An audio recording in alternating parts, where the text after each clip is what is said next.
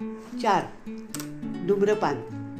दैनंदिन जीवनात धूर आणि रसायनं ही आपल्या आरोग्याला सर्वाधिक धोकादायक आहे. याची जाणीव तर सर्वांनाच आहे. पण ऑक्सिडेटिव्ह स्ट्रेस निर्माण होण्याचे सर्वात महत्त्वाचे कारण म्हणजे सिगारेट आणि सिगारेटचा धूर. धूम्रपानामुळे दमा, एम्फिसिमा, क्रॉनिक ब्रॉन्कायटिस, फुफ्फुसांचा कर्करोग, हृदयविकार, रक्तवाहिन्यांचे काठिण्य इत्यादी अनेक आजार होण्याचा धोका वाढतो. ही गोष्ट सर्वथा सत्य आहे. आरोग्यावर होणाऱ्या धूम्रपानाच्या दुष्परिणामांविषयी आपण सर्वजण सुपरिचित आहोत. परंतु खरी गंभीर समस्या आहे ती आपल्या शरीरात धूम्रपानामुळे निर्माण होणारा प्रचंड ऑक्सिडेटिव्ह स्ट्रेस. सिगारेटच्या धुरात अनेक विषारी पदार्थ असतात, टॉक्सिन्स, ज्यांच्यामुळे आपल्या फक्त फुफ्फुसातीलच नव्हे तर संपूर्ण शरीरातील मुक्ताणूंच्या संख्येत वाढ होते. इतर कोणत्याही व्यसनापेक्षा धूम्रपानाचे शरीरावर होणारे दुष्परिणाम अधिक गंभीर असतात, हे लक्षात घ्या. निकोटीन हे सर्वाधिक चटक लावणारे म्हणजे ॲडिक्टिव्ह द्रव्य आहे. अमेरिकेतील surgeon general doctor C. Everett Koop यांनी विधान केलं की धूम्रपान ही सवय नसून ते ॲडिक्शन म्हणजे चटक आहे. तेव्हा आपल्या सर्वांचा धूम्रपानाकडे पाहण्याचा दृष्टिकोनच बदलून गेला. कसा?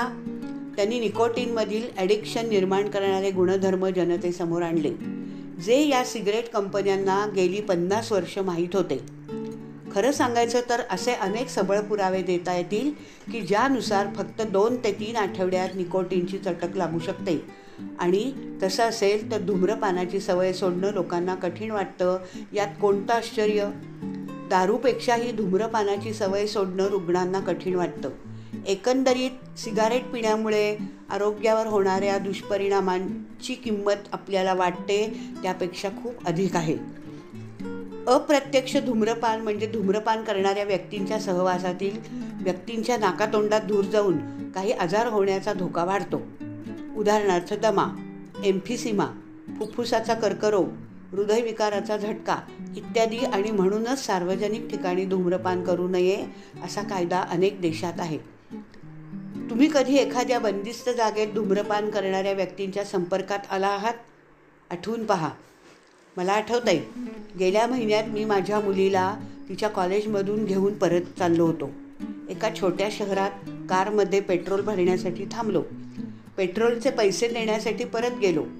तिथे 6 स्थानिक लोकांचं टोळकं एका छोट्या टेबलाभोवती बसून कॉफी पिता पिता धूम्रपान करत होतं.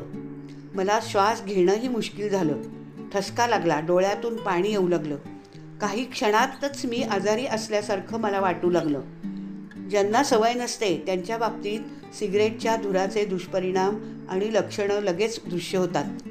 मला खात्री आहे तुम्हालाही असा अनुभव आला असेल. अप्रत्यक्ष धूम्रपानामुळे आरोग्यावर किती गंभीर परिणाम होऊ शकतात हे सगळं सांगण्याची जरुरी नाही. म्हणूनच तुम्ही रोजच धूम्रपान करणाऱ्या व्यक्तीच्या सहवासात येत असाल तर त्याची गंभीर दखल लगेच घ्या.